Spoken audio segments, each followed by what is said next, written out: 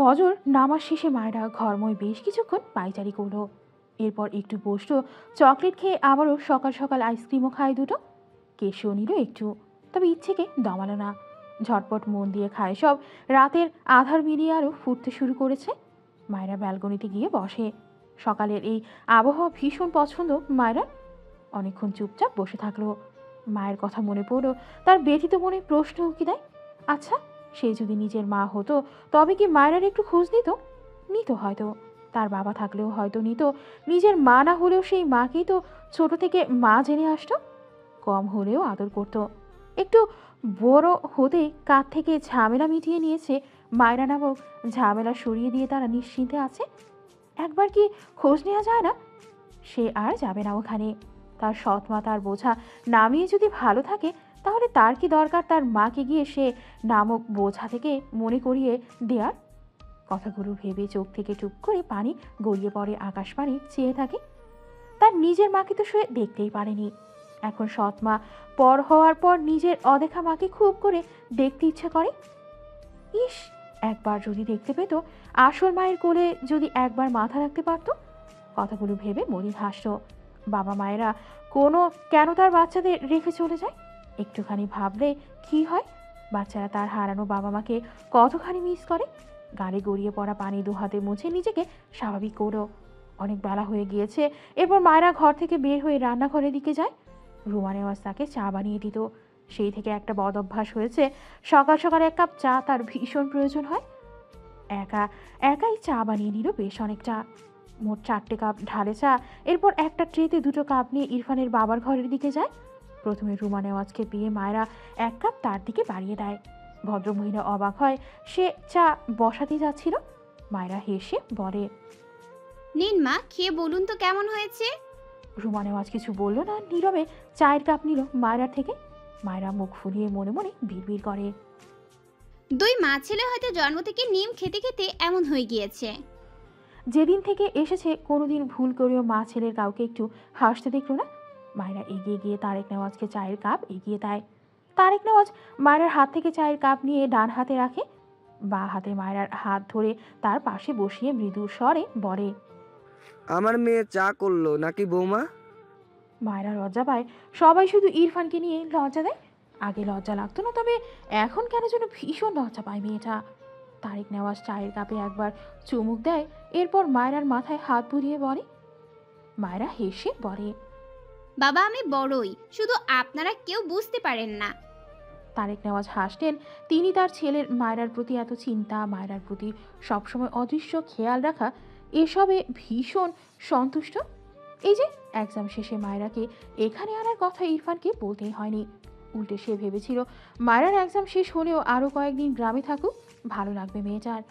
কিন্তু ইরফান কোন ফাঁকে গিয়ে সেদিন এক্সাম শেষ হয়েছে সেদিনই মায়েরাকে এনেছে ভাবনা রেখে প্রশ্ন করলেন, এক্সাম কেমন হয়েছে আম্মু? মায়েরা উৎফুল্ল মনে বলে, আলহামদুলিল্লাহ অনেক ভালো হয়েছে। কোন কলেজে ভর্তি হতে চাও? মায়েরা মন খারাপ করে বলে, গ্রামের কলেজে ভর্তি হলে ভালো হতো, কিন্তু তা তো হবে না। তারেক নেওয়াজ হাতের কাপ পাশের টেবিলে রেখে বলে, এখানে এত ভালো কলেজ থাকতে গ্রামের কলেজে পড়তে চাও কেন আম্মু?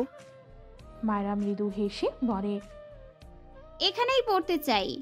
রুমা নেওয়াজ মায়েরার সামনে দাঁড়িয়ে বলে, সবার জন্য চা করলে নিজের স্বামীর জন্য কফি বানাইতেই ভুলে গেলে। শাশুড়ি কথায় মায়েরা মাথা নিচু করল। রুমা নেওয়াজের কথায় ধরনে মনে হচ্ছে তিনি মায়েরাকে শাসন করছেন।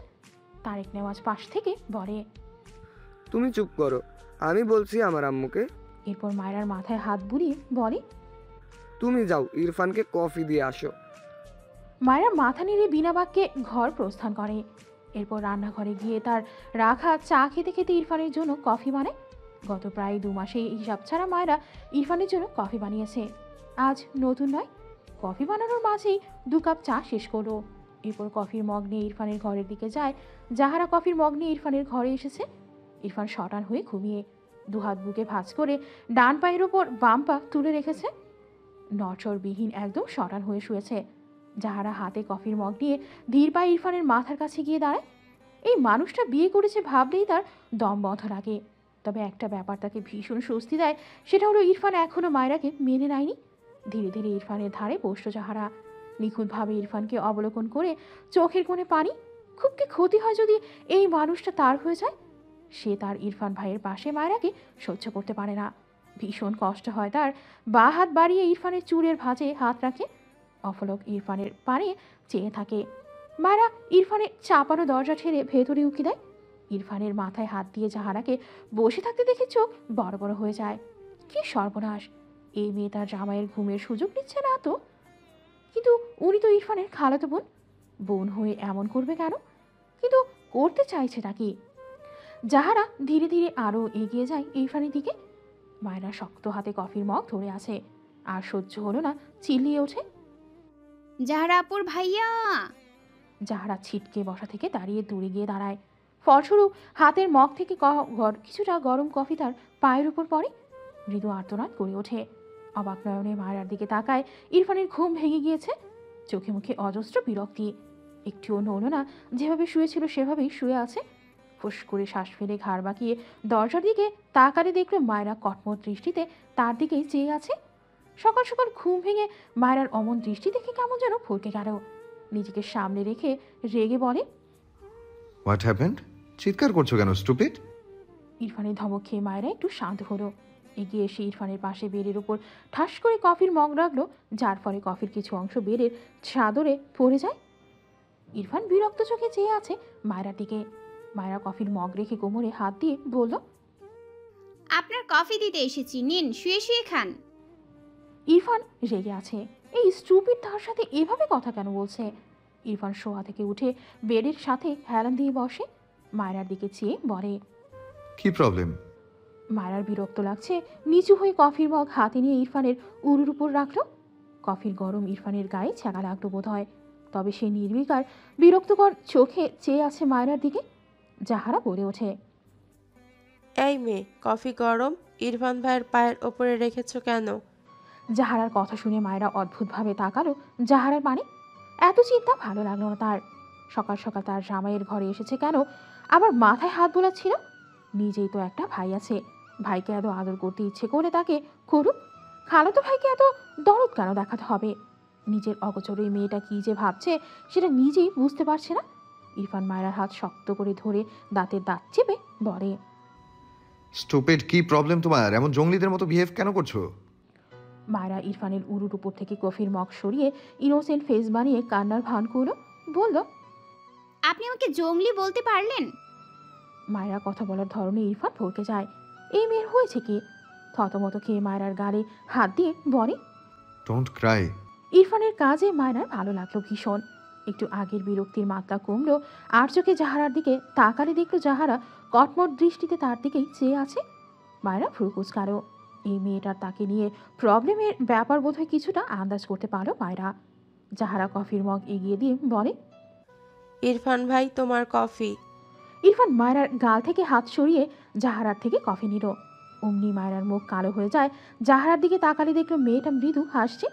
জাহারা গলা ছেড়ে বলে, ইরফান ভাই, তোমার কাছে মলম আছে?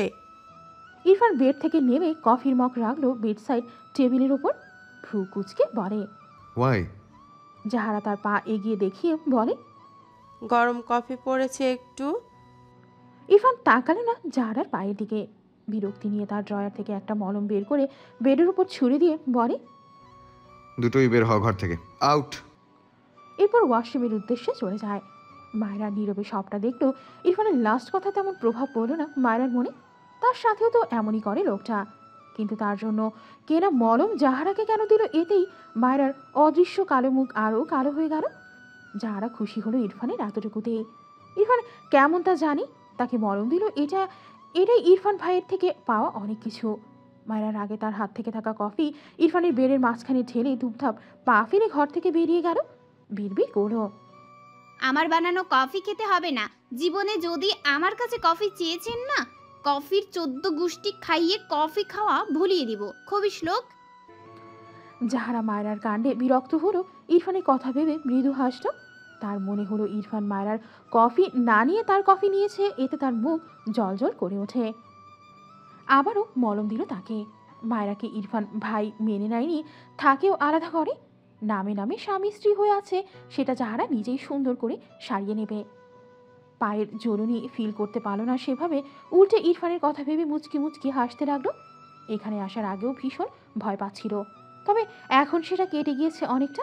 ভাবতে ভাবতে ঘর থেকে বেরিয়ে যায়। মায়েরা রান্নাঘরে গিয়ে এক মুঠো মরিচের গুঁড়া হাত ভর্তি করে এনেছে। যাহারাকে নিচে নামতে দেখে সে উঠে এসেছে। দ্রুত পায়ে ইরফানের ঘরে গিয়ে উকি দিল। না, ইরফান নেই, এখনও হয়তো ওয়াশরুমে আছে। মায়েরা ধীর পায়ে ঘরে প্রবেশ করে। সময় নষ্ট না করে দ্রুত বেডসাইড টেবিলের উপর থেকে কফির মগ নিয়ে তার মুঠোয় থাকা মরিচের গুঁড়া মিশিয়ে দেয় কফির সাথে। বিড়বিড় করে, এবার বুঝবে মজা, অন্যের কফি খাওয়ার স্বাদ মেটাচ্ছি। আমায় চেনে না, খবিশ লোক। হাত ঝাড়া দিয়ে ঘর থেকে বেরিয়ে আসতে নিলে কি মনে করে উল্টো ঘুরে তাকায়। সেই গোপন ঘরের দরজা খোলা মনে হলো। মায়ের চোখ জলজল করে উঠল। দৌড়ে ঘরটার সামনে গিয়ে দরজা ঠেলে একটু খুলেই আবারও সামনের দিকে এসে বন্ধ হয়ে যায়। মায়েরা ভ্রু কুচকে তাকায়। কি হলো?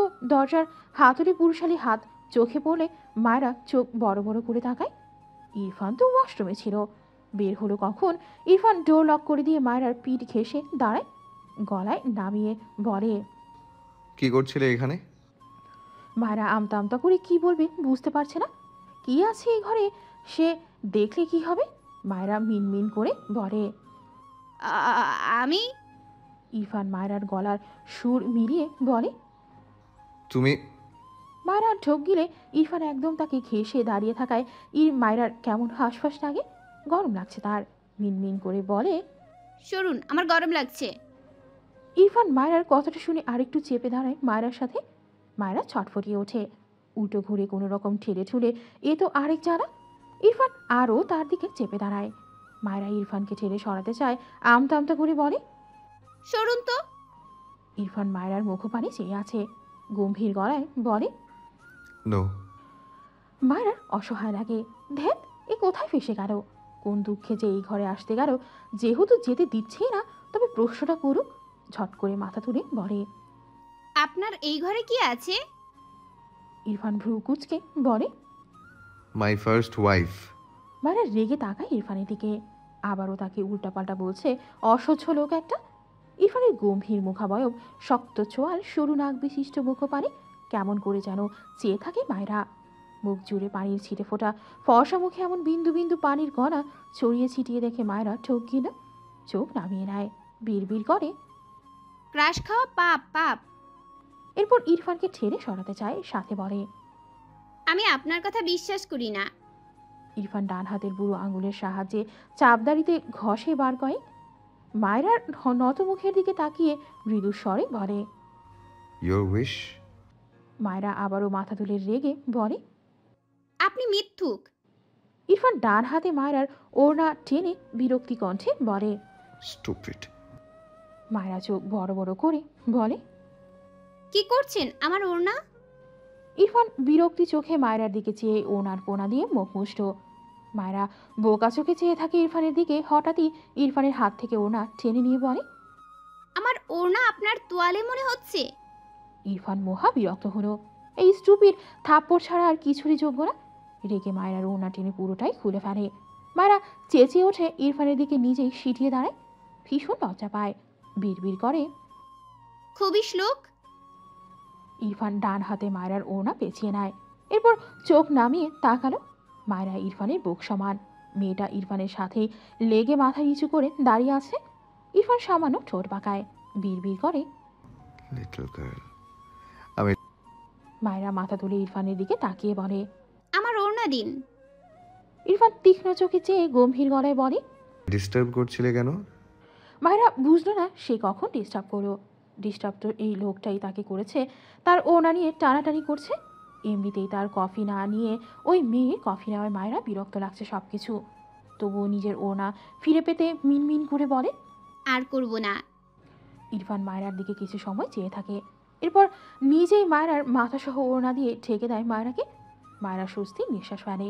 ইরফান মায়েরার থেকে সরে দাঁড়ায়, এগিয়ে গিয়ে কফির মগ হাতে তুলে নেয়। মায়েরা ছাড়া পেয়ে তার পেছনে থাকা দরজা আরেকবার ঠেলে। না, খুলতে পারল না। তার অসীম কৌতূহল, এই ঘরে কি আছে তাকে দেখতেই হবে। মেয়েটা ভুলে গিয়েছে কফিতে মরিচের গুঁড়া মিশিয়ে কেলেঙ্কারি করে রেখেছে। এর জন্য আগে তার পালানো উচিত। ইরফান মায়েরার দিকে চেয়ে কফি মগে এক চুমুক দেয়। কিন্তু কফি আর গিলতে পারে না। মুখ থেকে কফি ছুঁড়ে ফেলে মায়রার দিকে, দাঁতে দাঁত চেপে তাকায়। মায়রা দরজা খুলতে না পেরে পিছু ফিরে ইরফানের দিকে তাকিয়ে অবাক হয়। কি হলো এই লোকের? এইটুকু সময়ে চোখ মুখ এমন লাল হয়ে গেল কেন? দৃষ্টি দেখেও অবাক হলো। হাতে কফির মগ দেখে মায়রা চোখ বড় বড় করে তাকায়। ইয়াল্লাহ, সে তো ভুলেই গিয়েছিল মরিচ মেশানোর কথা। মায়রা ঢোক গিলে ইরফানের থেকে দৃষ্টি সরিয়ে খোলা দরজার দিকে তাকালো। এক সেকেন্ডও সময় নষ্ট না করে দৌড়ে লাগালো, কিন্তু যেতে পারলো না বেশি দূর। ইরফান বড় বড় পা ফেলে মায়রাকে টেনে তার সাথে চেপে ধরে। মায়রার কান্না পায়। এই লোক এখন তাকে কি করবে? ইরফান দাঁতে দাঁত চেপে বলে, কি মিশিয়েছো? মায়রা মুষ্টামুষ্টি করতে করতে বলে, আমি কেন মেশাবো? আমার কফি আপনি নিয়েছেন, এটা তো জাহরা আপু বানিয়েছে। ইরফান হাতের কফির মগ ঠাস করে পাশের টেবিলে রাখে। মায়রা চোখ খিচে নেয়। ইরফান দু হাতে মায়রার পিঠ শক্ত করে ধরে রাগান্বিত স্বরে বলে, বাদরামিটা তো তুমি করেছো। মায়রা মাথা তুলে রেগে বলে, হ্যাঁ হ্যাঁ, এখন তো আমি ছাড়া দুনিয়ার সবাই ভালো, শুধু আমি এই বাদর, আমি স্টুপিড, আর সব মেয়েরা ফেরেস্তা। ইরফান ভ্রু কুচকে মায়রার দিকে চেয়ে আছে, ঠান্ডা গলায় বলে। তুমি বাদরামি ছাড়বে না? মায়রা বিরক্ত হয়ে বলে, ছাড়বো না হয়েছে? জাহরা আপুকে বলছি আপনাকে কফির ড্রামে করে কফি দিয়ে যাক, এরপর বসে বসে শুধু তার হাতের কফিই খেতে থাকেন। ইরফান ধমকে বলে, শারাপ, বাজে বকলে থাপ্পড় দিয়ে সব দাঁত ফেলবো। মায়রা ধমক খেয়ে কেঁপে ওঠে। ইরফানের জিপা দিয়ে ধোয়া বের হচ্ছে যেন। এই স্টুপিড কি মিশিয়েছে কে জানে। সে তো ঝাল খেতে পারে না, স্বাভাবিকের চেয়েও ঝাল কম খায়। দাঁতে দাঁত চেপে মায়রার দিকে চেয়ে ভাবছি একে কি করবে। মাথাটা পুরো ধরিয়ে দেয় এই বাচ্চা। মায়রা ইরফানের কোনো সাড়া না পেয়ে মাথা তুলে তাকালে দেখলো ইরফান শক্ত চোখে তার দিকেই চেয়ে আছে। চোখ দুটো লাল, বেশি মরিচ মিশিয়েছে নাকি নিজে নিজেই ভাবে। আবার ভাবে ঠিক হয়েছে, তার কফি অ্যাভয়েড করে অন্যটা খেতে গেলে এমনই ঝাঁজ লাগবে। নিজে নিজেই মুখ পাকায়। ইরফান মায়রাকে ছেড়ে ডান দিকে ঘাড় বাঁকিয়ে মুখ গোল করে ফোঁস করে শ্বাস ফেলল। মায়রা ছাড়া পেয়ে আবারও দৌড় দিতে নেয়। তার আগে ইরফান মায়রাকে টেনে তার সামনে নিয়ে আসে। মায়রা কাঁদো কাঁদো মুখ করে তাকায় ইরফানের দিকে। সে সবসময় শুধু ধরা পড়ে যায়। ইরফান মায়রার গালে হাত দিয়ে বলে, ঝাল কমিয়ে দিয়ে যাও। মায়রা বোকা চোখে ইরফানের দিকে তাকালো। তার খারাপ লাগলো, এখন চোখগুলো কেমন লাল হয়ে আছে। ওই ঝালোর কারণে এটাও বুঝলো। ভাবলো চিনি এনে দেবে, অতঃপর বলে, আপনি 2 মিনিট দাঁড়ান, আমি চিনি আনছি। কথাটা বলে মায়রা যেতে নিলে ইরফান বা হাতে মায়রাকে টেনে ধরে বলে, I want to it chocolate. কথাটা শুনে মায়রা কাল রাতের কথা মনে পড়ে ঝোঁক গেল। আমতা আমতা করে বলে, আমার কাছে চকলেট নেই। ইরফান মায়রার দিকে এক পা এগিয়ে বলে। আছে। মায়রা ভ্রু কুচকে দু হাত তুলে ইরফানকে দেখিয়ে বলে, এই দেখুন নেই। ইরফান মায়রাকে বা হাতে আঁকড়ে ধরে। ডান হাতের বুড়ো আঙ্গুল মায়রার ঠোঁটের ওপর রেখে শীতল কণ্ঠে বলে, this is a very tasty chocolate. Mayra ইরফানের কথার মর্মার্থ বুঝতে পেরে ভেতর সত্তা কেঁপে ওঠে। চোখ নামিয়ে আমতা আমতা করে কিছু বলতে চায়, তার আগে ইরফান মায়রার ঠোঁট জোড়ায় নিজের ঠোঁট জোড়া রাখে। মায়রা তার শিরশিরানি শরীর ছেড়ে দেয়। ইরফান আগলে নেয়। তখনই শুদ্ধ গান গাইতে গাইতে ইরফানের ঘরের দিকে আসে। থেমে থেমে ডেকে ওঠে, এ ইরফান, কই রে তুই? শুদ্ধর গলা পেয়ে মায়রা ইরফানকে দুহাত দিয়ে ধাক্কা দেয়। ইরফান চরম বিরক্তি নিঃশ্বাস ফেলে। মুখটাও খুলতে পারেনি, ছেড়ে দেয় মায়রাকে। মায়রা ছাড়া পেয়ে লজ্জায় কোনো দিকে না তাকাতে পেরে কোন দিকে যাবে। দরজার দিকে দৌড়ে কয়েক পা এগিয়ে গিয়ে শুদ্ধর গলা আরও কাছ থেকে পেয়ে উল্টো ঘুরে দৌড়ে ইরফানের পিছে এসে লুকায়। ইরফানের পিঠের সাথে চেপে দাঁড়িয়ে দু হাতে ইরফানের টি শার্ট খামচে ধরল। তার হাত পা ছড়িয়ে কাঁদতে ইচ্ছে করছে লজ্জায়। এদিকে মায়রা ইরফানের পিছে দাঁড়ানোর পরই শুদ্ধ ইরফানের ঘরে ঢুকে পড়ে। ইরফান বিরক্ত চোখে শুদ্ধর দিকে চেয়ে আছে। শুদ্ধ এগিয়ে এসে বলে, বিয়ে তোর বোনের, আর আসতে হলো আমাকে? এসব কি ভাই? ইরফান কিছু বলল না। শুদ্ধ ইরফানের বিছানায় গিয়ে হাত পা ছেড়ে শুয়ে বাঁ দিকে ঘাড় কাত করে ইরফানের দিকে তাকালে। ইরফানের পিছে এক মেয়েকে ইরফানের সাথে লেগে দাঁড়িয়ে থাকতে দেখে চিংড়ি মাছের মতো লাফ দিয়ে বিছানা থেকে নেমে দাঁড়ায়। চোখ বড় বড় করে বলে, এটা কে? বুকে থুতু দিয়ে বলে, হে নারী, তুমি কে গো? তুমি কি জানো না ইরফান এক বাচ্চা বউ আসে? মায়রা কি করবে ভেবে পায় না। তাকে দেখে নিয়েছে ভাবতেই কেমন লাগছে। দ্রুত ইরফানের থেকে সরে দাঁড়িয়ে বলে, আমি সে, বুঝলেন? কথাটা বলেই লজ্জানত মাথা নিয়ে এক দৌড়ে ঘর থেকে বেরিয়ে যায় মায়রা। শুধু বোকা চোখে মায়রার প্রস্থান দেখল। কি হলো? ইরফানের পেছনে লুকিয়েছিল কেন? আর এখন এভাবে দৌড়টাই বা দিল কেন? ইরফানের সামনে দাঁড়িয়ে ভ্রু কুচকে বলে। তোর বউ এভাবে দৌড়ে পালালো কেন? ইরফান বিরক্তি কণ্ঠে বলে। I don't know. শুদ্ধ ইরফানের দিকে শিকারী দৃষ্টি নিক্ষেপ করে বলে। আমার মন বলছে তুই সবই জানিস। ইরফান কারবারের দিকে এগিয়ে গিয়ে বলে। বের হয় এখান থেকে, আমি আসছি। শুধু মিটিমিটি হেসে বলে। মনে হচ্ছে বাচ্চা বউয়ের সাথে সামথিং সামথিং। এদিকে আমি যে তোর জন্য সিনিয়র বউ ঠিক করলাম, তার কি হবে? ইরফান রেগে তাকায় শুদ্ধর দিকে। শুদ্ধ ভয় পাওয়ার ভান করে বলে। আরে এক চিমটি মিথ্যা বলছি না। তার বয়স 30+। তোর তো বাচ্চা বউ পছন্দ নয়, তাই বড় দেখেই মেয়ে ঠিক করেছি। তা 30-এর ঘরে হবে নাকি 40-এর ঘরে দেখব। ইরফান রেগে টেবিলের ওপর থেকে পেপার ওয়েটটা নিয়ে ছুঁড়ে মারে শুদ্ধর দিকে। শুদ্ধ দৌড়ে দরজার আড়ালে দাঁড়িয়ে মাথা উঁকি দিয়ে বলে। আচ্ছা যা সময় দিলাম, 30-40-এর ঘর থেকে শুরু করে 100 বছর পর্যন্ত চেষ্টা চালাবো। জানিস এখনও অনেক ঘরেই 120 বছরের বুড়ি মা বেঁচে আছে। যাই হোক, তোর লাগলে শুধু এক চাপবি, ব্যাস আমি তোর সিনিয়র বউ নিয়ে হাজির হয়ে যাব। ইরফান বিরক্ত চোখে চেয়ে আছে শুদ্ধর দিকে। শুদ্ধ ইরফানকে চুপ দেখে পকেট থেকে ফোন বের করে কাউকে কল করে কানে নিয়ে বলে। হ্যালো অন্তরা ম্যাম, ইরফানের নাকি সিনিয়র মেয়ে পছন্দ। বলছি তুই একটা সিনিয়র মেয়ে দেখ, বুঝলি? ইরফান ভ্রু কুচকে বলে। ওকে কোথায় পেলি? শুদ্ধ অন্তরার সাথে টুকটাক কথা বলে ফোন রেখে বলে। মাঝে মাঝে কথা হয়। গত বছর বিসিএসে টিকেছে। কোন কলেজের যেন লেকচারার। একটু থেমে বলে, ও এখনো বিয়ে করেনি। ইরফান ছোট করে বলল। ও শুদ্ধ হাসতো ইরফানের দিকে চেয়ে। ইরফান কাবার থেকে তার প্যান্ট বের করে শুদ্ধ কি যেন ভেবে মৃদু হেসে বলে। তোর বাচ্চা বউ তোর এক নাম দিয়েছে, বুঝলি? পাষাণ। কথাটা একেবারে মানাইছে। ইরফান ছোট করে বলে। I know. শুদ্ধ ইরফানের দিকে তাকিয়ে থাকে। কিছু একটা ভেবে কেমন মন খারাপ হয়ে ওঠে হঠাৎই। তুমি ইরফান ভাইকে ছেড়ে দিচ্ছ না কেন? মায়েরা ঘরে এসে তার হাতে অনেকক্ষণ পানি দিয়েছে। প্রচুর জ্বলছে ডান হাত। মরিচের গুঁড়ো ধরেছিল খালি হাতে, মাথায় আসেনি সেভাবে। এখন ভয়াবহ হাত চলছে। হাত কেমন যেন অবশ হয়ে আসছে।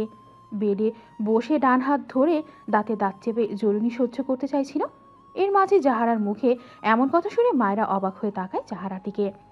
বেড থেকে নেমে বিস্ময় কণ্ঠে বলে। জি আপু, বুঝলাম না। জাহারা রেগে বলে। তুমি তো ফিডার খাও না? আমি বাংলাতেই বলছি। তুমি ইরফান ভাইকে ডিভোর্স দিচ্ছ না কেন? শুধু শুধু এই বাড়িতে কেন পড়ে আছো? জাহারার কথায় মায়েরার চোখে মুখে আরও বিস্ময় ভর করে। নিজেকে সামনে মৃদু হেসে বলে। আমি কেন ছাড়বো আপু? উনি আমায় ছেড়ে দিলে তখন আমি থাকতাম না, কিন্তু উনি তো আমায় ছাড়েনি। আরও কিভাবে ছাড়বে? দেখেছো কোথাও? বিয়ের পর স্বামী তার বউকে নিজের ঘরে নিয়ে থাকে না, ঢুকতে দেয় না। ইরফান ভাই তো তোমাকে তার ঘরে থাকতে দেয় না, মেনে নেয়নি। তুমি বুঝো না? মায়েরা ঢোক গিলল। হাতের তীব্র জ্বলুনির কথা কেন যেন আর ফিল করতে পারছে না। এই জবাবে সে কি বলবে বুঝল না। ভীষণ খারাপ লাগছে তার। জাহারা আবারও বলে। তুমি ইরফান ভাইকে ডিভোর্স দিবে? মায়েরা পুরো শরীরে কেমন যেন এক চিনচিনে ব্যথা ছড়িয়ে পড়ল। বারবার ঢোক গিলছে। বহু কষ্টে মুখ থেকে বের করে উনি ডিভোর্স চাইলে অবশ্যই দিয়ে দিব, উনি না চাইলে কখনো না। কথাটা বলে ঝাপসা চোখ জোড়া নামিয়ে নেয় মেঝেতে। একা একাই বিড়বিড় করে। উনি চায় না ডিভোর্স, আমি জানি। তবুও কেন যেন চোখ থেকে টুপ করে দুফোঁটা পানি গড়িয়ে পড়ে। মায়েরা নিজেকে সামনে নিল। বাঁ হাতে চোখ জোড়া মুছে নিয়ে মাথা তুলে তাকায়। জাহারার পানি দৃষ্টি রেখে হেসে বলে। তুমি আসতে পারো আপু। জাহারা ভ্রু কুচকে বলে। তুমি ইরফান ভাইকে ডিভোর্স দিবে কবে? মায়েরা ভ্রু কুচকে বলে। তোমার ইরফান ভাই কি তোমাকে বলেছে আমাকে ডিভোর্স দেওয়ার কথা? এটা বলতে হবে কেন? বোঝাই তো যায় এটা তোমাকে ইরফান ভাই মেনে নেয়নি। মায়েরা শব্দ করে হেসে ফেলল। অতপর বলে। সেটা আমি বুঝে নিব। জানো তো, হাজব্যান্ড ওয়াইফের মাঝের প্রবলেম তাদেরকেই সমাধান করতে হয়, এখানে থার্ড পার্সনদের অ্যালাউ করতে নেই। জাহারা রেগে যায়। এই এতটুকু মেয়ের বড় বড় কথা তাকে চরম বিরক্তিতে ফেলল। মায়রার দিকে এগিয়ে এসে বলে, তুমি ইরফান ভাইকে ডিভোর্স দিবে? মায়রা ভ্রু কুচকে বলে, ডিভোর্স হোক এটা তোমার ভাইয়া চাইছে নাকি তুমি চাইছো জাহার আপু? জাহারা রেগে বলে। আমিই চাইছি, তুমি দিবে। মায়রা হেসে বলে, তুমি কি তোমার ইরফান ভাইকে পছন্দ করো আপু? জাহারা রেগে বলে, হ্যাঁ হ্যাঁ করি। তুমি কোথা থেকে উড়ে এসে জুড়ে বসলে? আমি কেন জুড়ে বসবো? আমার মনে হয় তোমার ভাইয়া আমাকে আগে পছন্দ করে, বুঝেছো? তবুও তুমি তোমার ইরফান ভাইকে বেশি ভালোবাসলে তার সাথে আলোচনা করে নিজেদের মাঝে ঠিক করে নাও। আমায় কেন এসব বলছো? যে কোনো সম্পর্কে থার্ড পারসন কিছুই করতে পারে না যদি দুজন শক্ত খুঁটির ন্যায় দাঁড়িয়ে থাকে। তুমি আর তোমার ইরফান ভাই তেমন হলে আমি এমনিই ঝরে পড়বো, আর থার্ড পারসন আমি না হয়ে তুমি হলে তুমিও যাই করো না কেন সময় মতো তুমি নিজেই ঝরে পড়বে।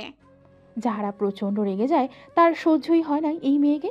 রেগে বলে, ইরফান ভাই আমাকে পছন্দ করে, তোমাকে না। তুমি কি এত বড়লোক বাড়ি, এত সুন্দর ইরফান ভাই, এসব দেখে লোভ সামলাতে পারছো না? তাই ইরফান ভাই তোমাকে অপমান করার পরও তুমি জোর গলায় বলছো ইরফান ভাই নাকি তোমাকে পছন্দ করে। জাহারার কথায় মায়রার ভীষণ রাগ হয়। শক্ত চোখে তাকায় জাহারার দিকে, দৃঢ় কণ্ঠে বলে, আমি যথেষ্ট সভ্য বলে মনে করি নিজেকে, তাই এখনো চুপ আছি। যদি অসভ্য হতাম তবে তোমার মুখ ভেঙে দিতাম আমি। আমায় ছোট ভেবে ভুলেও ভুল করবে না, জানো তো ছোট মরিচের ঝাল বেশি। জাহারা প্রচণ্ড রেগে বলে, তুমি বাড়াবাড়ি করছো বিয়াদব মেয়ে। তুমি ইরফান ভাইকে অবশ্যই ডিভোর্স দিবে, মিলিয়ে নিও। মায়রা ভ্রু কুচকে বলে, আমি কখন বললাম দিব না? আমি বলেছি উনি নিজে এসে আমার কাছে সাইন চাইলে আমি ডিভোর্স পেপারে সাইন করব। আবারও বলছি উনি নিজে এসে বললে তবেই এটা করব, নয়তো নয়। থার্ড পার্সনের কথায় তো আরও নয়। ইরফান ভাই আমাকে পছন্দ করে জানার পরও? মায়রা হেসে ফেলে। জাহারার হাত ধরে বলে, তোমার ইরফান ভাই তোমার জন্য কি কি করছে আর আমার জন্য কি কি করেছে এসব পাশাপাশি রাখলে বুঝতে পারবে উনি তার বউ আমাকে নিয়ে কতটা ভাবে আর তোমাকে নিয়ে কতটা ভাবে। তুমি কি শুনতে চাও? এই মাত্রই 2 মাসে তোমার ইরফান ভাই আমার জন্য কি কি করেছে? আমি শিওর তুমি তার খালাতো বোন হওয়ার পরেও এত বছরেও এর 10%ও তোমার জন্য করেনি। জাহারা অবাক হয়ে তাকিয়ে থাকে মায়রার দিকে। ঢোক গিরে অতপর রেগে বলে, এত অহংকার করছো কি নিয়ে? মায়রা হেসে বলে, তোমার ইরফান ভাইকে নিয়ে। উনি ভীষণ ভালো মানুষ, তবে খুব চাপা। ভুলেও ভাববে না চাপা স্বভাবের বলে তোমাকে পছন্দ করে। তিনি এতটাও চাপা নয় যে কোনো কাজ করার আগে ছদ্মবেশ ধারণ করবে। তোমার বয়স কত? এত কথা কে শিখিয়ে দিয়েছে তোমাকে বিয়াদব মেয়ে? মায়রা মাথা নিচু করে নেয়, মুখটা মলিন হয়, বিড়বিড় করে, যাদের বাবা মা থাকে না তার খুব অল্প বয়সেই বড় হয়ে যায়। অতপর জাহারার দিকে তাকিয়ে বলে, যতটা ছোট ভাবো আমায় ততটা না, একটু একটু বড়ই আছি, শুধু সব সময় কাজে লাগে না। তুমি এবার আসতে পারো আপু। তুমি আমাকে তাড়িয়ে দিচ্ছ? তাড়িয়ে দেব কেন আপু? তুমি এই টপিক ছাড়া কথা বললে বসতে পারো, কিন্তু আমার মনে হচ্ছে তুমি এই টপিক ছাড়া আর কোনো কথা বলবে না, তাই যেতে বলছি। জাহারার আর সহ্য হচ্ছে না এই মেয়েকে। চোখ বড় বড় করে রেগে বলে, তুই ইরফান ভাইকে ছেড়ে দিবি? ভালোবাসলাম আমি, তুই কোথা থেকে উড়ে আসলি রে? তুই বলায় মায়রা কেমন যেন অবাক হলো। তেমনি অবাক হলো জাহারার চোখ থেকে গড়িয়ে পড়া পানি দেখে। তার খারাপ লাগলো জাহারার জন্য। মেয়েটা হয়তো ইরফানকে খুব করে চায়, কিন্তু এখানে তার কি করার আছে? মৃদু হেসে বলল, আপু তুমি তোমার ইরফান ভাইয়ের সাথে এটা নিয়ে আলোচনা করো, আমি তো নিষেধ করছি না। তোমাদের মাঝে ঠিক থাকলে আমি চলে যাব। আমি ডিভোর্স পেপার আনবো, তুই সাইন করে দিবি, ব্যাস। মায়রা বিরক্ত কণ্ঠে বলে, আমি তো বলেছি আমি থার্ড পার্সনের কথায় তাকে ডিভোর্স তো দূর, ছেড়ে যাওয়ার কথা মুখেও আনবো না। কথাটা বলার সাথে সাথেই জাহারা মায়রার ডান গালের সপাটে চড় মেরে দেয়। মায়রা বুঝতেই পারেনি এমন কিছু হবে, ফলস্বরূপ মায়রা একদম উঠে পড়ে। মায়েরার মনে হলো যাহারা বহুদিনের জমানো ঝাল তাকে মিটিয়ে দিতেই এত জোরে মানো। মাথা ভন ভন করছে তার।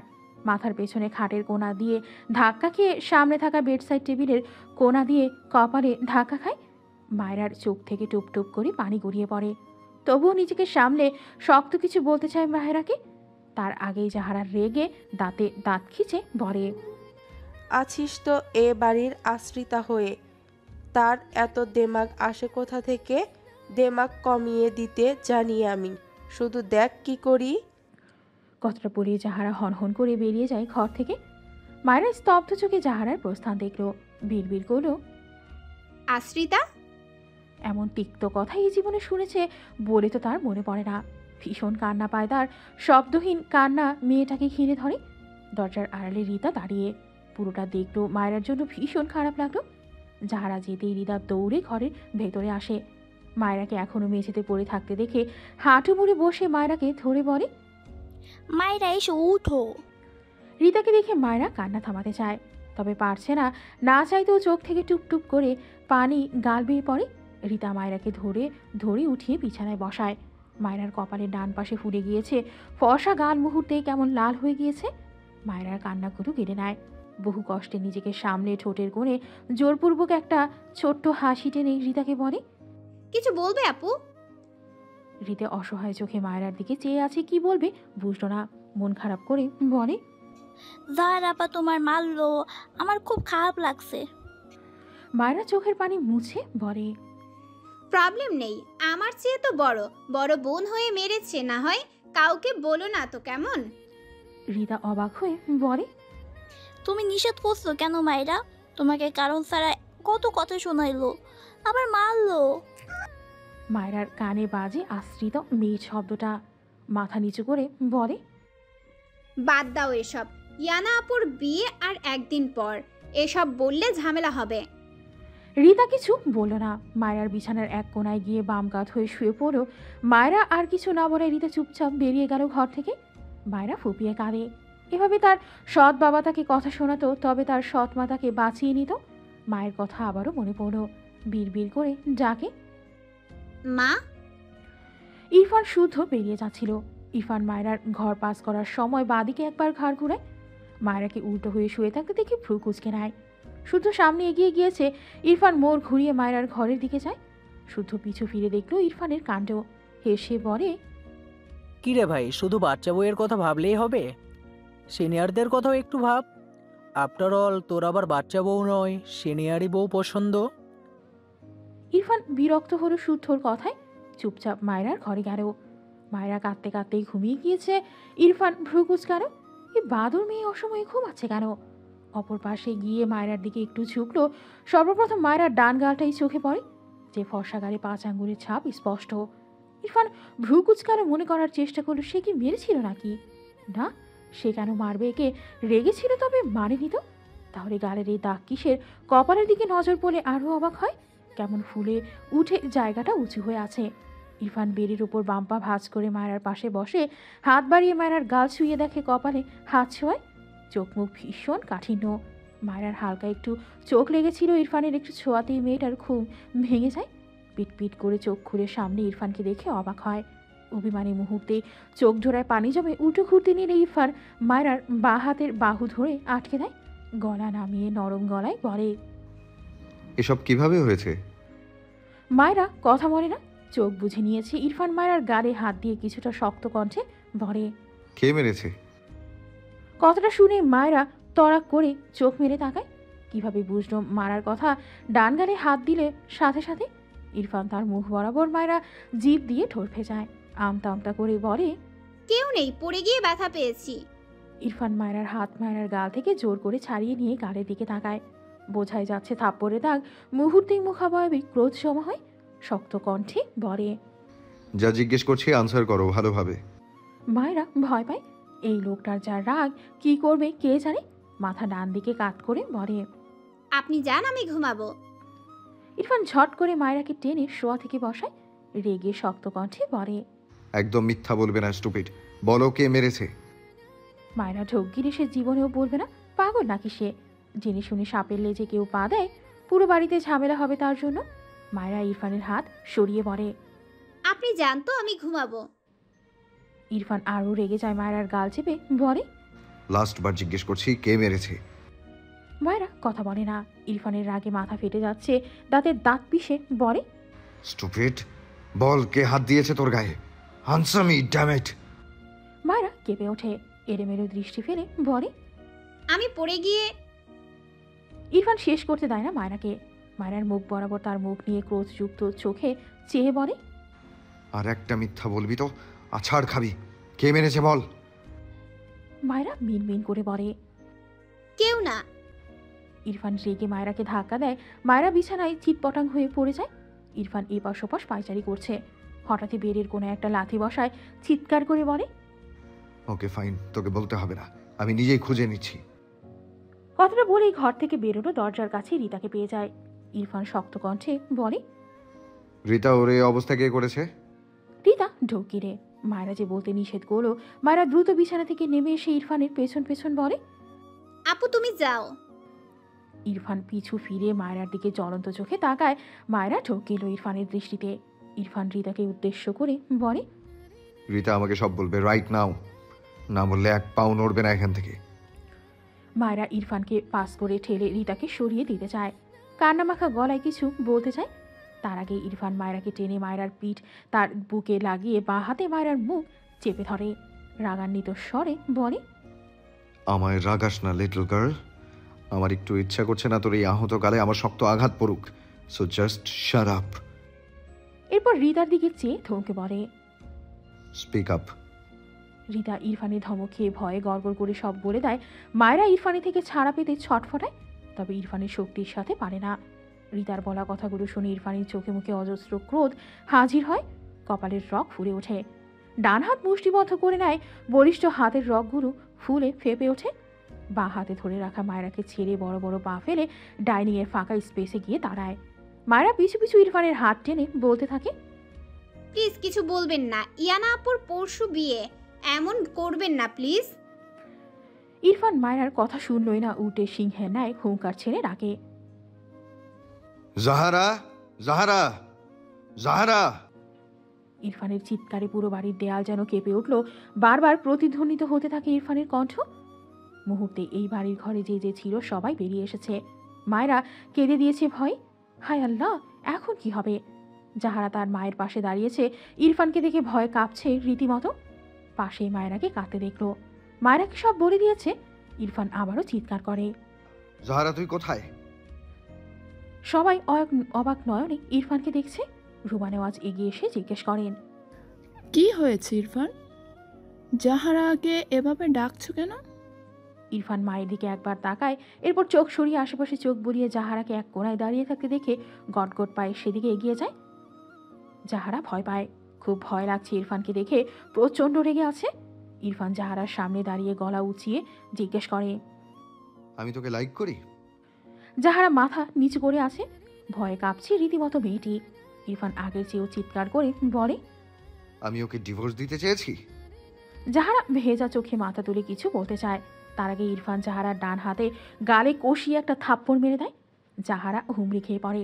পাশে দাঁড়িয়ে থাকা জাহারার মা হতভম্ব হয়ে যায়। প্রত্যেকে বিস্ময়ে চোখ খেয়ে চেয়ে আছে। শুদ্ধ বাইরে বেরিয়েছিল। ইরফানের চিৎকার শুনে ভেতরে এসে জাহারাকে এভাবে মারতে দেখে হতভম্ব হয়ে যায়। ইরফান আবারও তেড়ে যেতে নেয়। মায়েরা দৌড়ে ইরফানের সামনে দাঁড়িয়ে দু হাতে ইরফানের পেট জড়িয়ে কেঁদে বলে। প্লিজ এমন করবেন না, থামুন। পেছন থেকে শুদ্ধ দৌড়ে এসে ইরফানকে পেছন থেকে টেনে ধরে। হাঁপানো কণ্ঠে বলে। ইরফান কি করছিস? দাঁড়া। ইরফান জ্বলন্ত চোখে জাহারার দিকে চেয়ে আছে। জাহারার মা রুমা নেওয়াজ এক প্রকার দৌড়ে এসে জাহারাকে টেনে তোলায় ব্যস্ত হয়। ইরায়া অবাক হয়ে মায়েরা তার ভাই আর জাহারাকে দেখছে। দ্রুত পায়ে জাহারার কাছে গিয়ে হাঁটু মুড়ে বসল। জাহারার চোখের পানির বাঁধ ভেঙে গিয়েছে। ইরায়া সব মাথার উপর দিয়ে যাচ্ছে। জাহারা মায়েরা এভাবে কাঁদছে। ইরফান তো ভয়ঙ্করভাবে রেগে আছে। সব মিলিয়ে তার নিজেকে কেমন যেন এলোমেলো লাগলো। জাহারার মাথায় হাত রাখে মেয়েটা। শুদ্ধ ইরফানকে টেনে দূরে নিয়ে যায়। মায়েরা ইরফানকে ছেড়ে দাঁড়ায়। চোখ মুখ লাল হয়ে গিয়েছে মেয়েটার। তারেক নেওয়াজ বিস্ময় কণ্ঠে বলে। ইরফান, এসব কি ধরনের অসভ্যতামি? ইরফান চিৎকার করে বলে। ওর সাহস কি করে হয় আমার ওয়াইফের গায়ে হাত তোলার? ও ওর হাত ভেঙে গুড়িয়ে দেবো আমি। কথাটা বলে ইরফান আবারও তেড়ে যেতে চায়। শুদ্ধ ইরফানকে টেনে ধরে, রেগে বলে। ইরফান দাঁড়া, ও তোর খালাতো বোন। ইরফান শুদ্ধকে ধাক্কা দেয়। রাগে হিতাহিত জ্ঞান হারিয়ে ডাইনিং টেবিলের উপরে যুক্তিহীন ভারী কাজ তুলে উল্টে ফেলে দেয়। এত ভারী কাজ মেঝেতে পড়ে কয়েক টুকরো হয়ে চারদিকে ছড়িয়ে ছিটিয়ে যায়। নিস্তব্ধ বাড়িময় কাজ ভাঙার ঝনঝন শব্দ বাজতে থাকে। ইরফান আগুনের ফুলকে ন্যায় লালিত চোখ জোড়ায় চেয়ে অগ্নিঝরা কণ্ঠে চিৎকার করে বলে, আমার ওয়াইফের গায়ে কোন সাহসে ও হাত তুলেছে? She is mine. ওকে মারবো, কাটবো, যা ইচ্ছা করবো সব আমি, অন্য কেউ না। আই রিপিট, অন্য কেউ না। কেউ ওর গায়ে ফুলের টোকা দিবে না, সেই রাইট আমি কাউকে দেইনি, আমার বাবা মাকেও না। আন্ডারস্ট্যান্ড? ইরফানের তীব্র রাগে চিৎকার করে বলা কথায় সকলে কেঁপে ওঠে। নিস্তব্ধ হয়ে বিস্ময় চোখে ইরফানের দিকে চেয়ে থাকে। সকলের চোখে মুখে অজানা কৌতূহল। জাহারা মায়রাকে মেরেছে কেন? ইরফান মেঝেতে বসা ফোপানো জাহারার দিকে চেয়ে রাগান্বিত স্বরে বলে, ও কোন সাহসে বলেছে আমি আমার ওয়াইফকে ডিভোর্স দিতে চাই? দুহাতে মাথার চুল টেনে চিৎকার করে বলে, সে কোনো আশ্রিতা নয়, শি ইজ মাই ওয়াইফ। শুনেছ সবাই? আমার ওয়াইফকে আমি এই বাড়ির স্টোর রুমে রাখবো নাকি গেস্ট রুমে রাখবো নাকি আমার বেডরুমে রাখবো, ইটস মাই চয়েস। সেই কৈফিয়ত আমি কাউকে দেব না, কাউকে না।